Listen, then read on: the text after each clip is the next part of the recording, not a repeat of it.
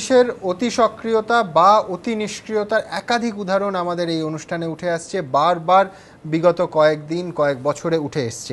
শুধু আজকের দিনটা যদি ধরি, আমরা কি দেখলাম? বাগনানে দেখলাম দুই ছাত্রী দিনে দুপুরে ইভটিজিংয়ের শিকার হলেন। তাদের একজনের দাদা শুধু প্রতিবাদ করেছিলেন, তাতে বেধড়ক তাকে মারা হলো, আক্রান্ত হলো, হাসপাতালে ভর্তি হয়ে কার্যত অত্যন্ত ক্রিটিক্যাল শারীরিক অবস্থা, তার অত্যন্ত উদ্বেগজনক শারীরিক অবস্থা। ইভটিজিংয়ের প্রতিবাদ করে এক ছাত্রীর দাদা বাগনানে। মনে পড়ে যাচ্ছে বারাসাতের রিঙ্কু দাসের সেই ঘটনা, যেখানে তার দাদা রাজীব দাসকে বারাসাত স্টেশনের কাছে ছোট ভাই প্রাণ হারাতে হয়েছিল। আবার বাগনানে তারই ছায়া দেখছি আমরা। আর কি দেখলাম? মারাত্মক দুটি অভিযোগ। বারবার এই ঘটনা এইভাবে তুলে ধরতে আমাদেরও সত্যি কথা ভালো লাগে না, খবরের প্রয়োজনে, জানানোর প্রয়োজনেও ভালো লাগে না। কোথাও নিজেদের আবেগকে নিয়ন্ত্রিত করে শুধুমাত্র দুটো অংশ ছুঁয়ে যাব। দুটো অভিযোগ উঠেছে। কাটোয়াতে ক্লাস 6-এর একটি মেয়ে, এক স্কুল ছাত্রীকে স্কুল যাওয়ার পথে ধর্ষণ করা হয়েছে বলে অভিযোগ। এবং আরেকটি ঘটনা, এই অনুষ্ঠান যখন শুরু করছি তখন বারবার আসছে, কিন্তু বারবার এই ঘটনা মনে হচ্ছে কিছুক্ষণের মধ্যে যদি অন্য কোনো ছবি আসে, পুলিশের তরফ থেকে জানানো হয় যে ঘটনাটা এরম নয়, এখনও হয়নি। বেনিয়াপুকুরে মুম্বাই থেকে এক তরুণী এসেছিলেন আত্মীয়ের বাড়ি, তাকে বেনিয়াপুকুরের কাছে, বেনিয়াপুকুর থানার অন্তর্গত একটি পার্কে ধর্ষণ করা হয় বলে অভিযোগ। আমি যাব তরুণ দাসের কাছে, ধীমান দত্তের বন্ধু। তরুণ, আপনি এই গোটা ঘটনায় সেই রাতে ধীমানের সঙ্গে ছিলেন, একটু যদি আপনি বলেন ঘটনাটা। 1:30টার সময় মাছ কিনতে গেলেন কেন, বা কিভাবে পুরো জিনিসটা ঘটলো? 1:30টার সময় যায়, উনি যে বন্ধু ছিল রাত্রে কাজবাজ করতো, যে সারাদিনের কাজ শেষ করে যে রাত 1:30 নাগাদ বেরোই। আমরা 3 বন্ধু ছিলাম একসাথে। তো আচ্ছা, নির্মাণ শিল্পের সঙ্গে যুক্ত ছিলেন। 3 বন্ধু মিলে বেরোই ওখানে মাছ আনতে। মাছ আনার জন্য ওই লেট বাজারে যেতে বললো যে একটু লেট হবে, 1 ঘন্টাখানেক। এরকম থাকতে পারো? আমরা সাইডে ছিলাম, কিছু হোটেলে কিছু খেয়েছিলাম, রুটি তরকারি খেয়েছিলাম। খেয়ে ওখানে সাইডে দাঁড়িয়েছিলাম। সেই সময় ভ্যান আসে, আমাদের ধরে গাড়ির কাগজপত্র চায়। তো কাগজপত্র বদলে লাইসেন্স দিয়েছিল। তখন লাইসেন্সের বদলে বলছে ঠিক আছে, লাইসেন্স দেখে তা বলছে 1500 টাকা দিয়ে ছেড়ে দিচ্ছি। তো বললাম স্যার তোমাদের কাছে এত টাকা নেই। বলছে মাছ কিনতে এসেছি, এত টাকা নেই। বলতে আমার একটা বন্ধু ছিল বিশ্বজিৎ, ও বলছে 1200 টাকা। তাহলে স্যার বলছে 1200 টাকা দিয়েছে, ও 200 টাকার কথা বলে, স্যার 200 টাকা দিচ্ছি, ছেড়ে দিন। তো বলছে 1200 টাকা দিয়ে ছেড়ে দিচ্ছি।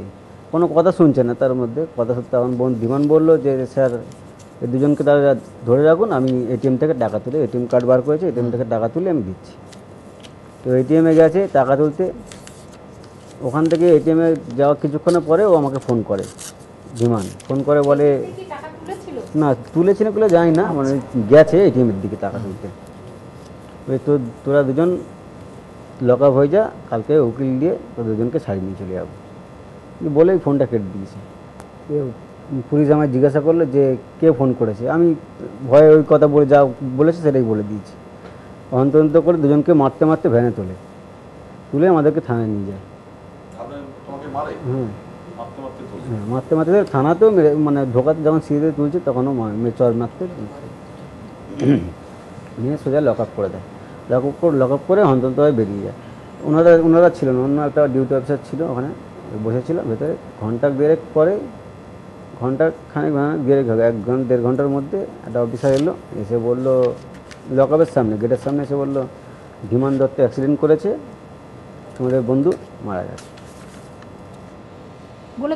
আপনাদের ছেড়ে দিল? না, ছেড়ে দেয়নি আমাদেরকে। আমরা লক আপে ছিলাম। তারপর আস্তে আস্তে সকাল হলো, আমাদের পাড়া থেকে লোকজনরা এলো।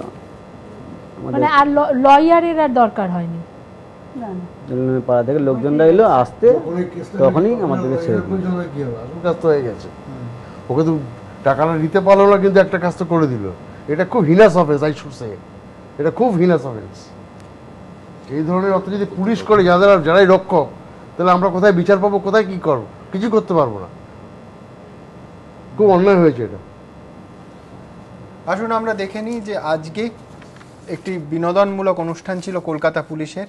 মাননীয় মুখ্যমন্ত্রী এই যাবতীয় ঘটনার সংবাদ মাধ্যমের ভূমিকা এ নিয়ে তার সুচিন্তিত মতামত রেখেছেন। আসুন আমরা দেখি। কোনো ঘটনা ঘটলে আমি বারবার বলি, একবার নয় হাজারবার, অন্যায় ঘটনা ঘটলে পুলিশকে স্ট্রং অ্যাকশন নেওয়া উচিত। কিন্তু শুধুমুধু তৈরি করে ঘটনা বানিয়ে বাংলায় মাতৃজাতির দয়া করে কেউ অসম্মান করবেন না।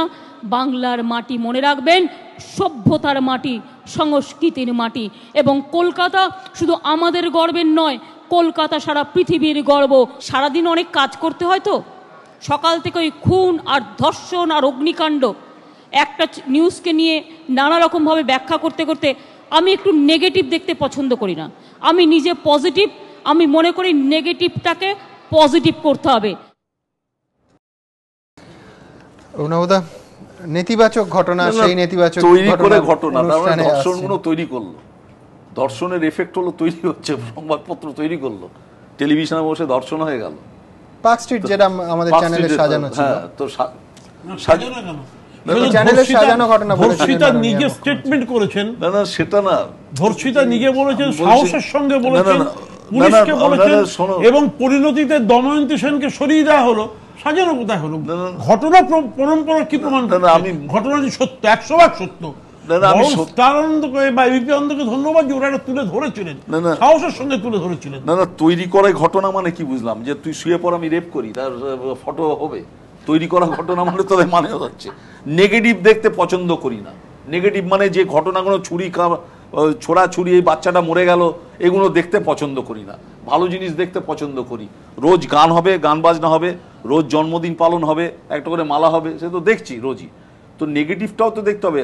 আমরা শুনো, খুব সহজ কথা, আমরা একজনকে নির্বাচিত করি, মুখ্যমন্ত্রী পাঠাই 5 বছর তাকে ক্রিটিসাইজ করার জন্য, সহজ কথা। বিরোধীর লক্ষ্যকে তো ক্রিটিসাইজ করি না। যাকে ইলেক্ট করেছি, আমরা জ্যোতিবাবুকে ক্রিটিসাইজ করতাম, বানতলা ঘটনা ঘটেছিল। আমরা বুদ্ধদেব ভট্টাচার্যকে ক্রিটিসাইজ করেছি, কেন? নন্দীগ্রাম ঘটনার জন্য।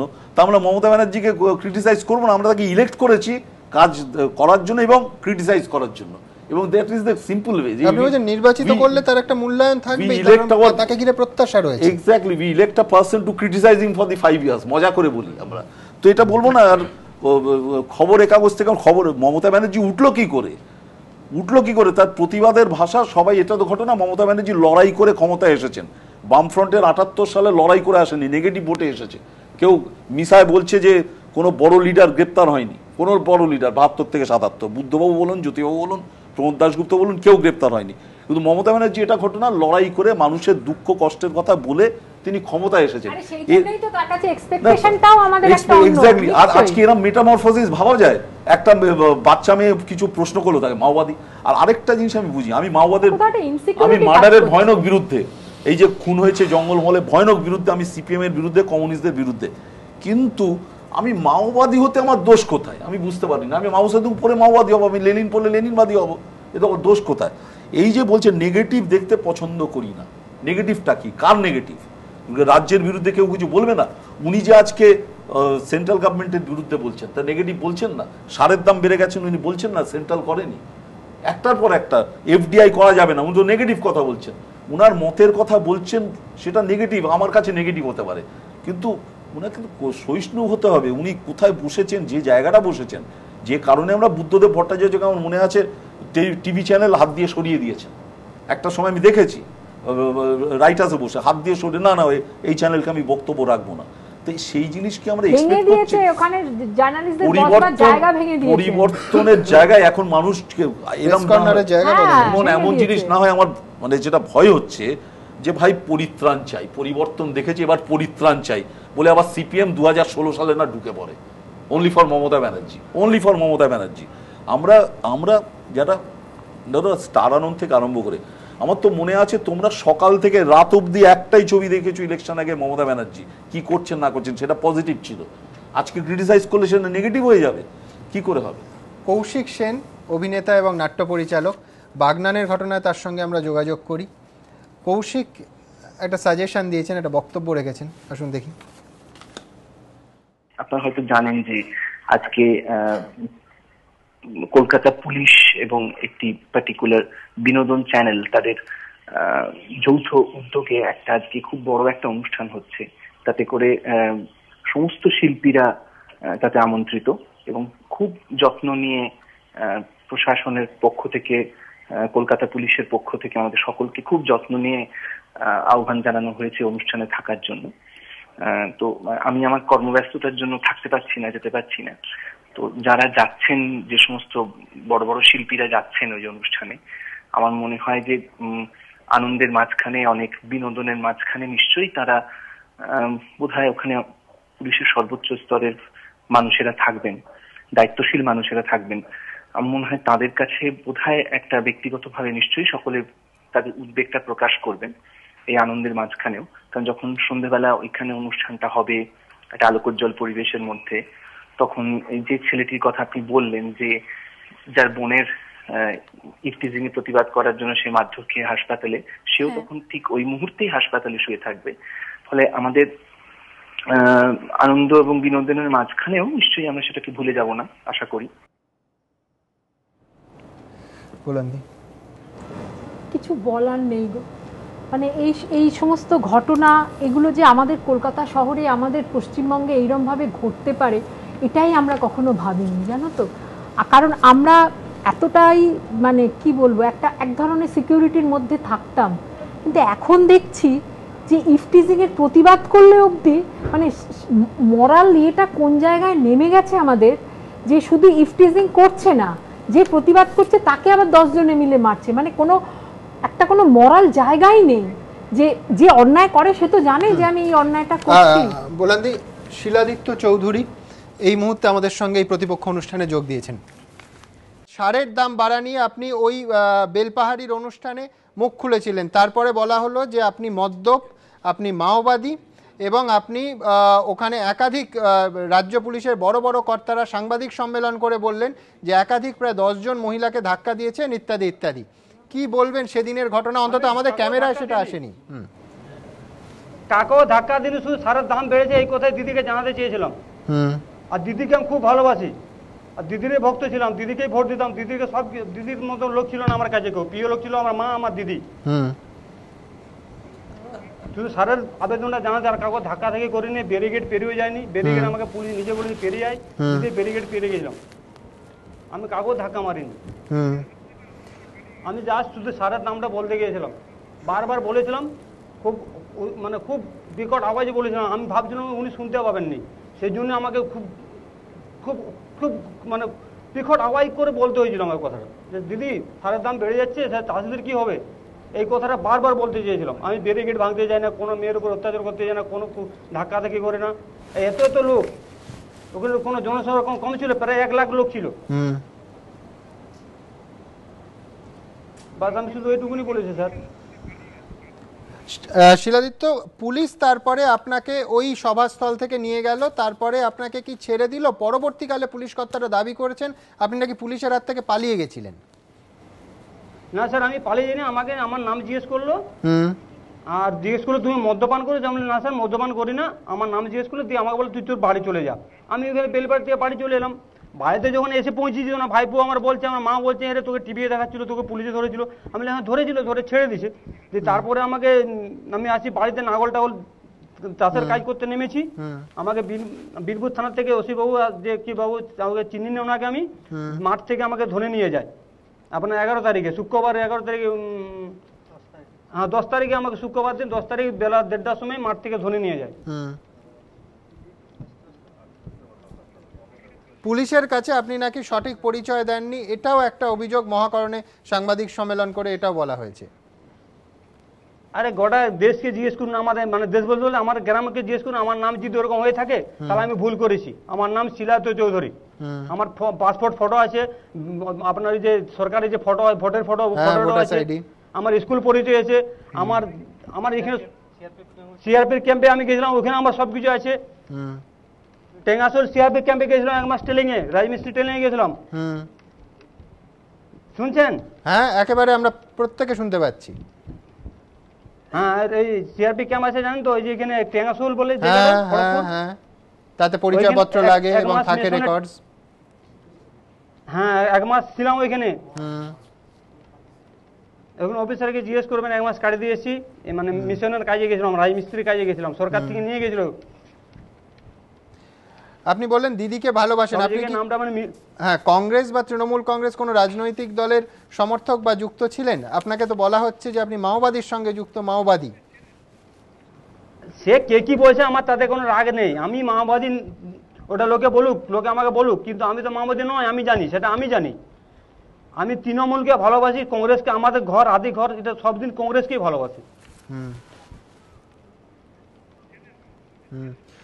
শিলাদিত্য আপনার কাছে কি কি বললো ওটা আমার কোনো যায়নি। রাজ্যের এক মন্ত্রী সুব্রত মুখোপাধ্যায় তিনি মাওবাদীদের এজেন্ট বলেছেন, আপনাকে এজেন্ট হতে পারেন এরম বলেছেন। আপনি মাওবাদীদের চেনেন কাউকে? দাদা ওরা কি বলছেন, হ্যাঁ কি বলবো আপনাদের, এমন প্রশ্ন করছেন, আমি ওর মধ্যে কিছু জানি না, আর কি প্রশ্ন উত্তর দেবো বলুন। আমি একেবারে হ্যাঁ আরেকটা অংশে আমি ব্যাক করতে চাইবো, সেটা হচ্ছে সারের দাম। আপনার আর্থিক অবস্থা তত ভালো নয়, আপনার বাড়িতে একাধিকবার বিভিন্ন সংবাদ মাধ্যমের আমরা গেছি, গিয়ে একেবারে স্পষ্ট সেই ছবি তুলে ধরেছি। সারের দাম যেটা নিয়ে আপনি সরব হয়েছিলেন বেলপাহাড়ির ওই সভায়, সেই সারের দাম কিভাবে আপনাকে যন্ত্রণা দিয়েছে, কিভাবে আপনার সমস্যা বাড়িয়েছে? আরে দাদা, এক কেজি ধানের দাম কত জানেন তো? 9 টাকা। আর 1 কেজি সারের দাম 25 টাকা। তাহলে ক কেজি ধান বিকলে 1 কেজি সার হবে আমার? আর 1 বিঘা জমি চাষ করে যদি ধান বিক্রি দেবো, তাহলে খাবো কিটা বলুন? তাহলে আমি ধান বিকলে সার কিনবো, আর সার না দিলে জমিতে চাষ হবে না, তাহলে আমি কি করবো বলুন? আমি অনেক দুঃখের, মানে অনেক কষ্ট পেয়ে দিদিকে জানাতে চেয়েছিলাম যে সারের দামটা বাড়ছে, এটা একটা দেখুন আপনি, এটা আমি বলতে চেয়েছিলাম। শিলাদিত্য, এই যে 1000 টাকার জামিনে আপনাকে মুক্ত হতে হলো, এই 1000 টাকাও তো জোগাড় করা আপনার পক্ষে অত্যন্ত কষ্টসংকুল। আমরা স্টুডিওতে কিছুক্ষণ আগেই আলোচনা করছিলাম যে কিভাবে আপনি জোগাড় করবেন। আমার দাদা দিয়েছে, আমার 2 দাদা আছে, এক দাদা এমনি এনপিএফ চাকরি করে, আর এক দাদা বেকার, বিএ পাস করে বেকার আছে। এখন কি করবেন শিলাদিত্য, এখন কি করবেন? এখন নিজের কর্ম করব, বাসে কাজ করে, বাসে হেলপারি করব। বাসে কন্ট্রাক্টরে হেলপারি করি তো আমি। আবার চাষবাসের কাজ করবেন, চালিয়ে যাবেন? হ্যাঁ, এবারে মালিককে বলবো আমাকে 2 ছুটি দিন, মালিক ছুটি দিবে, সেভাবে কাজ করবে চাষে। 1 বিঘা জমি চাষ করতে তার 1 মাস লেগে যাবে না? শিলাদিত্য, আপনাকে অনেক ধন্যবাদ। আপনি সারাদিনের প্রচুর এত দিনের পরিশ্রমের পর এতটা সময় আমাদের দিলেন, ধন্যবাদ আপনাকে। শিলাদিত্য চৌধুরীর সঙ্গে কথা বললাম, খুব স্পষ্ট এই যে ঘন্টাগুলো, যে দিনগুলো ওনাকে কাটাতে হয়েছে, ওনার সর্বাঙ্গে, ওনার অনুভূতিতে, ওনার প্রকাশভঙ্গিতে, ওনার চেহারাতে একেবারে স্পষ্ট, এবং এতটাই যে শিলাদিত্য চৌধুরী আজকে এই বিষয় নিয়ে বারবার তাকে আমরা অনুরোধ করেছি যে তার কথা মানুষ শুনতে চান, সেই ক্ষেত্রে তিনি আমাদের সঙ্গে এসেছেন। আমরা বিশেষভাবে তাকে ধন্যবাদ দেব। বোলানদি, যে অনুভূতির কথা শুনলেন, যে আমরা মাওবাদী শব্দটা আপনি লক্ষ্য করলেন শেষের দিকে, আমি বারবার ওই একটা শব্দ বলছিলাম, উনি বলছেন যা বলুন বলুন, মাওবাদী শব্দটা বলবেন না। মানে কোথায় গিয়ে সেটা বিঁধেছে আর কতটা, আমরা জামিনে যখন মুক্ত হলেন প্রায় স্বাভাবিকভাবে কথা বলতে পারছেন না। আর একটা জিনিস আমার মানে দেখতে দেখতে মনে হচ্ছিল যে শিলাদিত্যর মানে আমি যেটা বললাম যে ভোট দিয়ে তো এরাই এনেছে, উনিও সেটা বললেন যে আমি তো ওনাকে আমার মা আর দিদি, মানে কতটা সম্মান করেন মুখ্যমন্ত্রীকে, সেই সম্মানের জায়গাটা যদি হারিয়ে যায়, সেই সম্মানের জায়গাটাতে যদি আঘাত লাগে, তাহলে কিন্তু এর একটা ফল মানে ভবিষ্যতে রাজনৈতিক দলগুলোর উপরেও পড়ে। আমি যেটা অন্যদিকটা ধরি, রাজনৈতিক দলের ওপর তো পড়লো, রাজনৈতিক দল আসবে যাবে, কিন্তু এই যে শিলাদিত্য চৌধুরীর মতো মানুষরা, আমাদের প্রতিনিধিরা গিয়ে বলছেন যে হ্যাঁ, এবং পরিবারটার এইরকম অবস্থা আজ নয়, বিগত কয়েক বছর ধরে যে সন্তানগুলো, যে কচি ছেলেটি কোলে বসেছিল, স্কুল যেতে পারে না, যে সামান্য কয়েক টাকার ফিস সেটা দিতে পারে না, তারা সারের দাম নিয়ে প্রশ্ন তুলতে পারবে না। আর এই সারের দাম নিয়ে কিন্তু মুখ্যমন্ত্রীও বলছেন, চিদম্বরমের কাছে গতকালই বলেছেন, এবং উনি যদি গিয়ে চিদম্বরমের কাছে বলাটা যদি অন্যায় না হয়, তাহলে এই লোকটা তো চিদম্বরমের কাছে যেতে পারে না, এই লোকটা তো ওনাকেই বলবে, উনি তো ওরই প্রতিনিধি, তাই না? ওর প্রতিনিধি হয়েই তো উনি বলছেন, এবং উনি কেন তাহলে শুনবেন না? একটা সাধারণ মানুষের আমি তো এইটাই বলছি ভাই। আচ্ছা, এই শিলাদিত্যর মতো মানুষটি কেন 4 কেজি চাল পাবে না? কেন পাবে না? মানে এইটা তো ভাবার জায়গা। রাষ্ট্র কতটুকু আমাকে অন্ন বস্ত্রের প্রোটেকশন দেবে, সুরক্ষা দেবে। রাষ্ট্র আমাকে খেতে দিতে পারছে না, আমি একটা কথা বললে ধরে জেলে পুরে দেবে। তারপরে আমার গায়ে মুশকিলটা কোথায়? আমার গায়ে একবার যদি একটা মাওবাদী তকমা লাগে, অন্য কোনো অভিযোগে আমি অভিযুক্ত হই, আমি কি সভ্য সমাজে, সিভিল সোসাইটিতে আবার আগের জায়গায় ফিরে পাবো? আবার ও চাইলেই কি ওকে বাস মালিক কাজ করতে দেবে? প্রস্তুত এইখানে বাসের কন্ডাক্টরি হেল্পারই তো বাস মালিক দিলে তো করবে, পারবে কি? এভাবে একজন মানুষকে বিনা অপরাধে কথা বলার জন্য গ্রেফতার করা, এটা যখন মাওবাদী নয়, তখন তাকে যখন এই বাইরে থেকে একটা মাওবাদী তকমা দেওয়া হচ্ছে, এর মধ্যে কিন্তু মানুষটাকে একটা অপমান করার জায়গা আছে। সে যদি এবং দেখলেন ওইটা শুধু যে আঘাত নয়, ওটা অপমানেরও আঘাত। যে মানে ওই শব্দটা যেভাবে দেখে দেওয়া হয়েছে, ওটা শুনলেই ওনার একটা ইরিটেশন হচ্ছে যে সব বলুন, ওইটা বলবেন না। কারণ এটা কেন ও শিলাদিত্য বুঝতে পারছে যে একবার মাওবাদী তকমা লাগলে পুলিশ ছাড়বে না। মানে বাঘে ছিল 18 ঘা, পুলিশ ছিল 58 ঘা, ছাড়বে না। বারবার দেয়নি পুলিশ, কিন্তু একে মাওবাদী বলেনি। অশোকবাবু এটা ভুল করছে। না, আমি তা বলছি না। পুলিশ কিন্তু একে মাওবাদী, এবং একটাও, কারণ পুলিশের কাছে কোনো প্রমাণও নেই। পুলিশ না, পরবর্তীকালে প্রায় 4.5 বার ঢোক গিলে পুলিশের বড় কর্তাকে মহাকরণে বসে বলতে হয়েছে, হ্যাঁ মাওবাদী হতেও পারেন, আমরা সব দিক খতিয়ে দেখছি, হতেও পারে। তার কাছে কোনো প্রমাণ নেই যে মাওবাদী। হ্যাঁ, এবং সেইখানে কিন্তু পুলিশ বলছে না, ইনফ্যাক্ট জুডিশিয়ারিও বলছে। খারাপ লাগছে, সুব্রত মুখার্জির মতো একজন বর্ষিয়ান নেতা, তিনি তো অনেক লড়াই করেছেন, আমি তো 70-71 দেখেছি। তো সে লোকটা, সেই সামান্য একজন লোকটা, ভদ্রলোক সম্বন্ধে শিলাদিত্য, আমি তো নগণ্য ব্যক্তি সমাজে, তার সম্বন্ধে মহাকরণে দাঁড়িয়ে যা যা বলেছে, সে তো ভাবা যায় না। আর তার চেয়েও বড় জিনিস, সুব্রত আমার মনে হয় মমতা ব্যানার্জিকে সবচেয়ে বিপদে ফেলার জন্য এই কথাগুলো বলছেন। মানে একবার বললেন যে গান্ধীজির পর এত সৎ নেতা একমাত্র মমতা, মানে মাঝে বাদবাকি চোর, ইনক্লুডিং সুব্রত মুখার্জি, মানে ইনক্লুডিং সুব্রত মুখার্জি সব চোর, বাদবাকি গান্ধীজির পর, মানে আমরা সব চোর। তো এই যে কথাগুলো বলছেন, ভেবে বলছেন না তেল মারার জন্য বলছেন। আর তেল মারার লোক কিন্তু ডেঞ্জারাস, এই 2 দিন বাদে পাল্টি খেয়ে যাবে, 2 দিন, এ খুব ডেঞ্জারাস। এই সেদিন আমি তোমাদের চ্যানেলে দেখছিলাম, যেভাবে ও কথাগুলো বললো শিলাদিত্য সম্বন্ধে, মানে একদম সমাজের নিকৃষ্টতম লোক, মদ খেয়ে ঢুকেছে, মদ খেলে, তখনই প্রশ্ন হলো মদ খেলে তাহলে মাওবাদী হলো কি করে? মদ খেলে মাওবাদী হলে একটা ডিস্টিংক্ট এই নিয়ে আসে, মদ খেয়েছে মাওবাদী। তারপর যিনি আর কি পুলিশের হেড, তিনি বলছেন, আচ্ছা ওই বেড়াটা টপকেছে আগে না পরে? বলে আগেও হতে পারে, পরেও হতে পারে। না, সবার আগে যদি বেড়া টপকায় তাহলে কোনো অফেন্স না, সবার পর যদি সবাই চলে যায় বেড়া টপকায় তাতেও অফেন্স না। কি বলছেন কেউ জানে না। মানে তেল মারার জন্য মমতা ব্যানার্জি যেহেতু বলেছে, হয়তো তিনি লাইটলি বলেছে, ও হয়তো মাওবাদী, কিন্তু ওনা বলে রাজ্যের সর্বোচ্চ পদে থেকে যদি